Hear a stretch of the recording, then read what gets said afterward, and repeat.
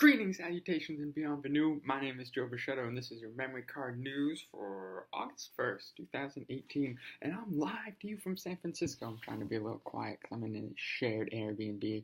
I don't know who else is here right now. So that's also going to explain why timing was a little weird because I left Boston at 6 a.m. and got here at 9 a.m. even though my flight was 6 hours long. So I'm dealing with the time change, but we'll hop right in. There's quite a few stories because I did it so early yesterday, and I'm doing it now comparatively later today because of the time zone change. So the top story we'll go with is PlayStation Plus lineup for August has been announced. The headliner is Mafia 3. Another game, Dead by Daylight. I haven't heard of any of those other games for PS3 or Vita, so I'll talk about Dead by Daylight. I think is like the Friday the 13th-esque title.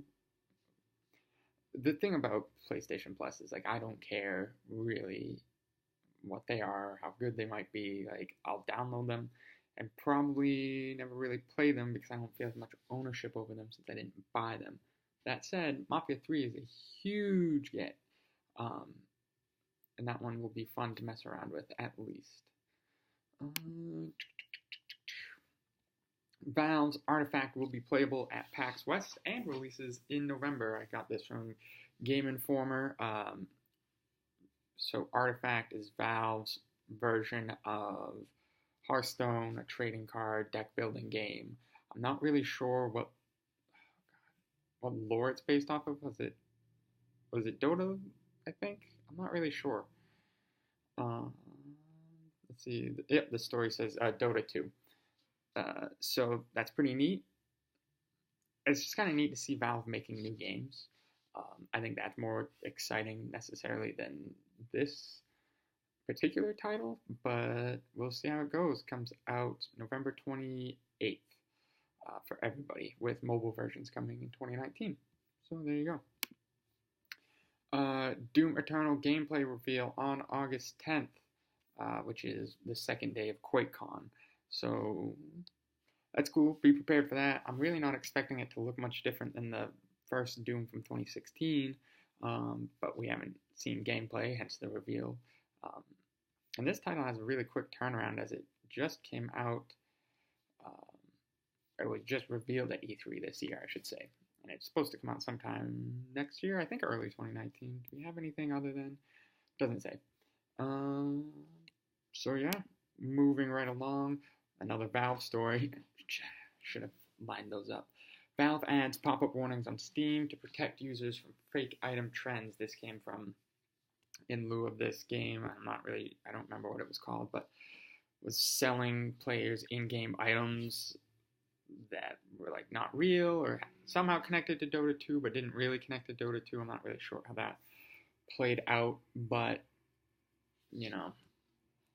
so now they are kind of like cracking down on it a little bit, which I think is really cool because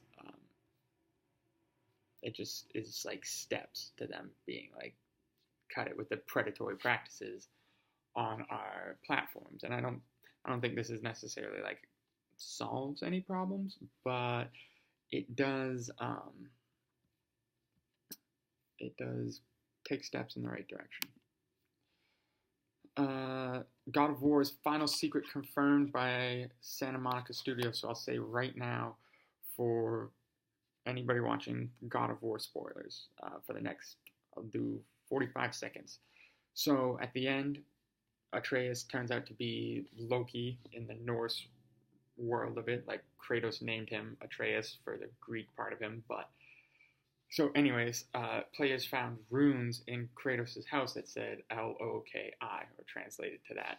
So it kind of goes off of this theory that Kratos' wife, whose name escapes me, knew about like the prophecy and knew that like Atreus would become this greater god, this greater being, and it's not like the most in-depth of a secret, but it's a neat little touch.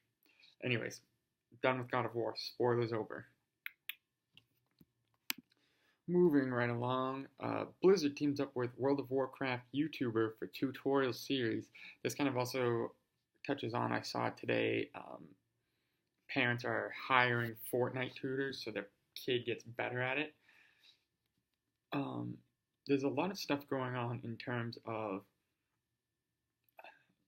game education, I guess, how we could put it.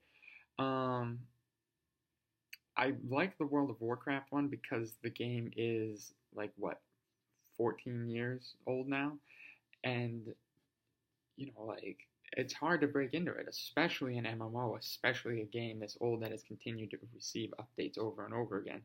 So I think it's cool, and it seems like World of Warcraft really is getting this kind of almost like a reboot, at least in terms of perception. So that's good for them. And the Fortnite one's just weird. Devolver Digital actually had a great tweet that was like they were paying them $20 an hour, I think, or something like that, the tutors. And Devolver retweeted it and was like, please buy our $10 games. It's like, come on. What do we got to do? Like beat Fortnite. But I thought it was really funny, and they're usually good with some tongue-in-cheek humor.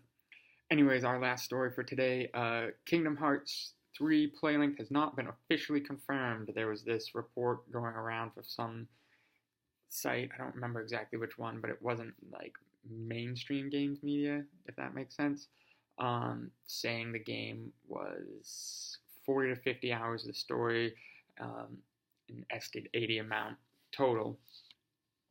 And they cited this report from Square Enix, but then later updated the story saying, like, we don't actually have a report from Square Enix.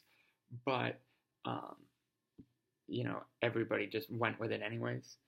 So by then, like, the damage had been done. But IGN picked it up, said, that would be really cool. And we know that they're trying to make the worlds deeper, make the game longer, which is something Kingdom Hearts has always struggled with.